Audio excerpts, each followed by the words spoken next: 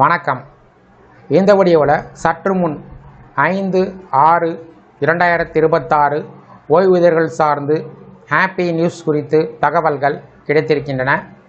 இது சார்ந்து முழு விவரங்களையும் பார்க்கலாம். இந்த வீடியோவை தொடர்ந்து பார்க்குறதுக்கு முன்னாடி நம்ம சேனலை இதுவரைக்கும் சப்ஸ்கிரைப் பண்ணாதவங்க இந்த வீடியோக்கு கீழே இருக்க ரெட் கலர் சப்ஸ்கிரைப் பட்டன் அழுத்தி சப்ஸ்கிரைப் பண்ணிக்கோங்க. அப்படியே பக்கத்தில் இருக்கக்கூடிய நோட்டிஃபிகேஷன் பெல் சிம்பலையும் ப்ரெஸ் பண்ணுங்கள். ஓய்வூதியர்கள் பயன்பெறக்கூடிய வகையில் அவ்வப்போது அகவலைப்படி டிஏ, அகவலைப்படி நிலுவைத் தொகை, கருணைத் தொகை பற்றிய அறிவிப்புகள், வாழ்வுச் சான்று சமர்ப்பிப்பது சார்ந்த தகவல்கள், ஓய்வூதியர்கள் குறைதீர் கூட்டம் பற்றிய முக்கிய தகவல்கள், அவர்கள் பின்பற்ற வேண்டிய வழிமுறைகள், அதற்கான நிபந்தனைகள் வெளியிடப்பட்டு வருவது குறிப்பிடத்தக்கது.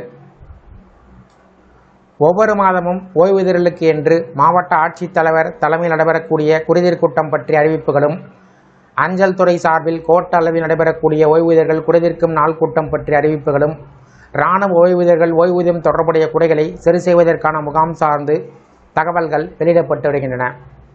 புதுக்கோட்டை மாவட்டத்தில் அனைத்து அரசு துறையில் பணியாற்றி ஓய்வு பெற்ற ஓய்வூதியர்கள் மற்றும் குடும்ப ஓய்வூதியர்களின் ஓய்வூதிய பலன்கள் தொடர்பான குறைகளை கேட்டறிந்து தீர்வு காணக்கூடிய வகையில் புதுக்கோட்டை மாவட்ட ஆட்சியர் அலுவலகத்தில் நாளை 5/6/2026 வெள்ளிக்கிழமை அன்று காலை 10:30 மணி அளவில் புதுக்கோட்டை மாவட்ட ஆட்சியர் மற்றும் திருச்சி மண்டல இணை இயக்குனர் கருவூல கணக்குத்துறை அவர்கள் முன்னிலையில் ஓய்வூதியர் குறைதீர்க்கும் கூட்டம் நடைபெற உள்ளது. இது தொடர்பாக ஓய்வூதிய பலன்கள் குறித்து குறைகள் ஏதேனும் இருந்தால் மனு செய்ய விரும்பக்கூடியவர்கள் கீழே காணக்கூடிய படிவத்தில் தெளிவாக எழுதி அதனை தவறாமல் இரட்டை பிரதிகளில் 25/5/2026 புதுக்கோட்டை மாவட்ட ஆட்சித்தலைவர் அலுவலகத்திற்கு கிடைத்திருமாறு அனுப்பி வைத்திட வேண்டும் என்று கேட்டுக்கொள்ளப்பட்டுள்ளது. ஓய்வூதியர்கள் குறைதீர்ப்பு கூட்டம் 5/6/2026 கோரிக்கை படிவம் தவறாமல் கீழே காணக்கூடிய அனைத்து விவரங்களையும் பூர்த்தி செய்யப்பட வேண்டும். மனுதாரர் பெயர் மற்றும் முகவரி, ஓய்வூதிய ஆணை எண், PPO நம்பர், ஓய்வு பெற்ற அரசு அலுவலருடைய பெயர், ஓய்வு பெற்ற அரசு அலுவலர் கடைசியாக பணிபுரிந்த பதவி மற்றும் அலுவலகம், அரசு அலுவலர் ஓய்வு பெற்ற தேதி, குடும்ப ஓய்வூதியராக இருந்தால் அரசு அலுவலர் இறந்த தேதியை குறிப்பிட வேண்டும்.